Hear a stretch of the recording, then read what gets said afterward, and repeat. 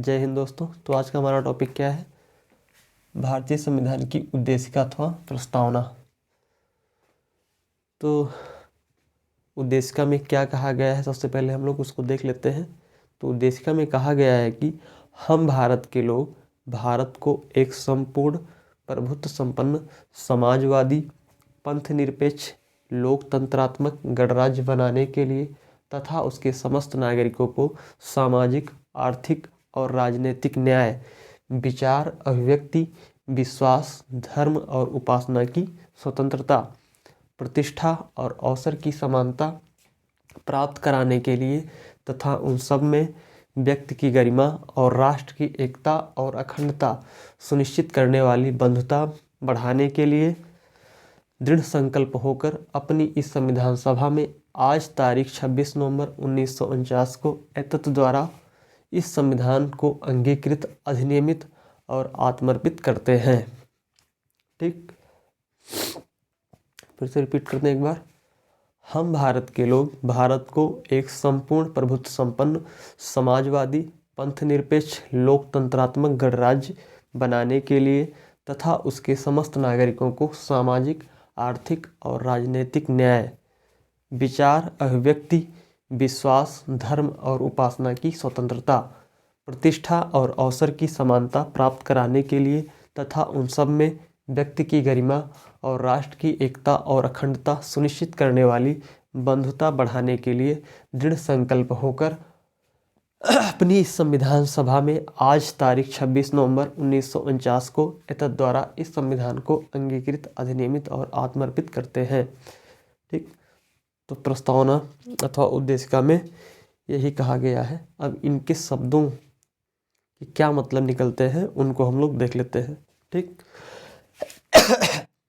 हम भारत के लोग भारत को, क्या मतलब हो जाएगा इसका कि भारत के संविधान का निर्माण और अधिनियम भारत के लोगों ने अपने चुने हुए प्रतिनिधियों के द्वारा किया है।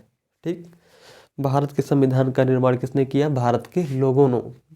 ठीक, भारत के संविधान का निर्माण किसने किया? भारत के लोगों ने। ठीक, अगला क्या हो जाएगा? संपूर्ण प्रभुत्व संपन्न। संपूर्ण प्रभुत्व संपन्न, इसका क्या मतलब हो जाएगा कि लोगों को अपने से जुड़े प्रत्येक मामले में निर्णय करने का सर्वोच्च अधिकार है। लोगों को अपने से जुड़े प्रत्येक मामले में निर्णय करने का सर्वोच्च अधिकार है, या यूं कहें कि कोई भी बाहरी शक्ति भारत सरकार को आदेश नहीं दे सकती है। ठीक, चाहे भारत का कोई आंतरिक मामला हो, चाहे कोई बाह्य मामला हो, भारत सरकार या भारत अपना निर्णय स्वयं ले सकता है। ठीक, समाजवादी। समाजवादी का क्या मतलब हो जाएगा? समाजवादी। ठीक, समाजवादी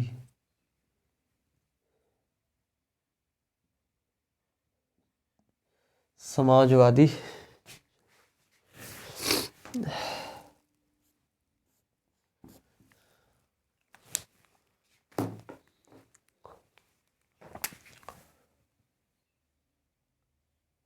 समाजवादी सरकार भूमि और उद्योग धंधों की हकदारी से जुड़े कानून, सरकार भूमि और उद्योग धंधों की हकदारी से जुड़े कानून इस तरह बनाए जिससे सामाजिक आर्थिक असमानताएं कम हों। ठीक, मतलब कि समाज के हर वर्ग के लोगों को साथ में लेकर चलना। ठीक, पंथ निरपेक्ष।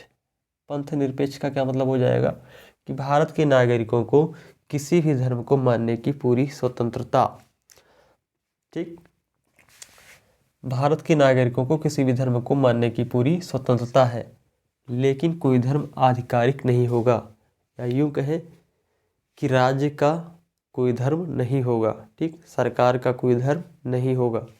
ठीक, भारत के लोग अपने मनपसंद का कोई भी धर्म मान सकते हैं। ठीक, लोकतंत्रात्मक का क्या मतलब हो जाएगा?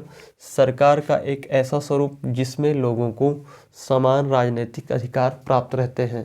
सरकार का एक ऐसा स्वरूप जिसमें लोगों को समान राजनीतिक अधिकार प्राप्त रहते हैं। लोग अपने शासक का चुनाव करते हैं, अर्थात जनता के लिए, जनता के द्वारा शासन होगा। ठीक, अब हम देखते हैं गणराज्य। गणराज्य शासन का जो संवैधानिक प्रमुख होगा, ठीक, शासन का प्रमुख जो होगा वो लोगों द्वारा चुना हुआ व्यक्ति होगा, न कि किसी वंश या राज परिवार का होगा। ठीक, शासन का प्रमुख लोगों द्वारा चुना हुआ व्यक्ति होगा, न कि किसी वंश या राज परिवार का होगा। ठीक, पहले क्या था कि जब राजा महाराजा हुआ करते थे तो राजा का लड़का ही राजा होता था। ठीक, अब ऐसा नहीं होगा। न्याय, तो कितने प्रकार के न्याय की बात की गई है प्रस्तावना में अथवा उद्देशिका में? 3, सामाजिक, आर्थिक, राजनीतिक न्याय। सामाजिक, आर्थिक और राजनीतिक न्याय, या यूं कहें किस नागरिकों के साथ उनकी जाति, धर्म और लिंग के आधार पर भेदभाव नहीं किया जा सकता है। ठीक, नागरिकों के साथ उनकी जाति, धर्म और लिंग के आधार पर भेदभाव नहीं किया जा सकता है। अगला क्या है? स्वतंत्रता। ठीक, तो कितने प्रकार की स्वतंत्रता की बात की गई है उद्देशिका अथवा प्रस्तावना में? 5 प्रकार की। विचार, अभिव्यक्ति, विश्वास, धर्म और उपासना।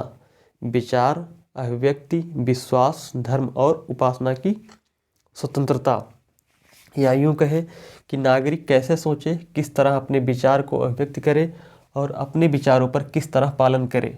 ठीक, इस पर कोई अनुचित पाबंदी नहीं है। ठीक, अगला क्या है? समानता। कानून के समक्ष सभी लोग क्या है? समान है।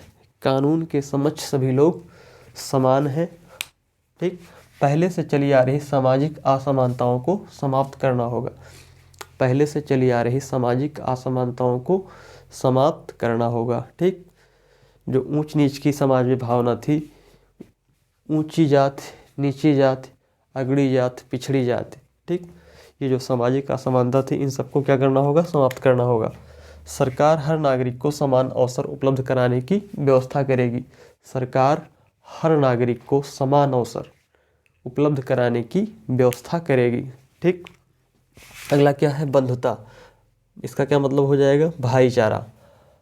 भाईचारा मतलब कि हम सभी ऐसा आचरण व्यवहार करें, हम सभी ऐसा आचरण व्यवहार करें जैसे कि हम एक परिवार के सदस्य हैं, जैसे कि हम एक परिवार के सदस्य हैं। ठीक, अब नोट हम देख लेते हैं। नोट में कि 42वें संविधान संशोधन 1976 के द्वारा, 42वें संविधान संशोधन 1976 के द्वारा संविधान की उद्देशिका में 3 शब्द जोड़े जाते हैं: समाजवादी, पंथ निरपेक्ष और अखंडता।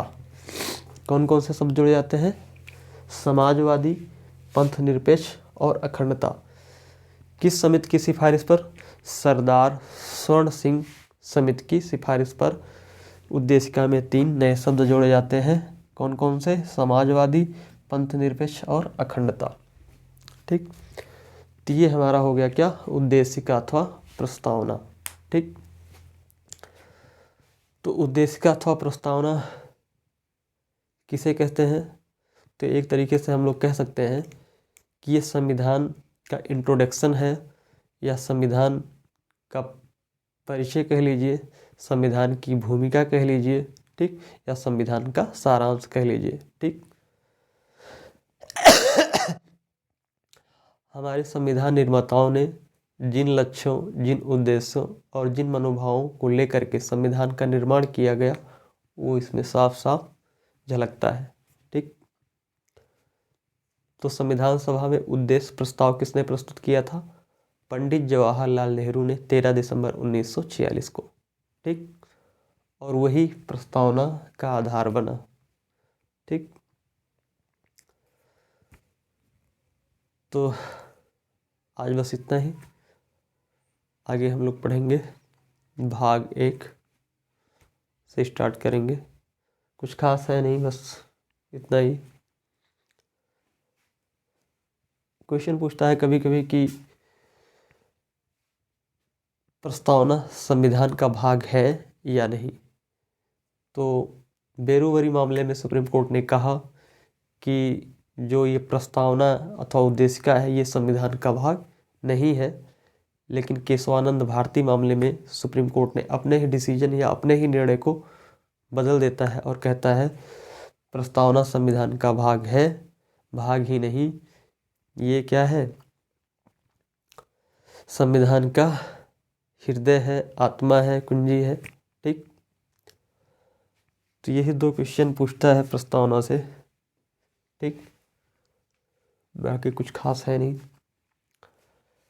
तो आज बस इतना ही। जय हिंद।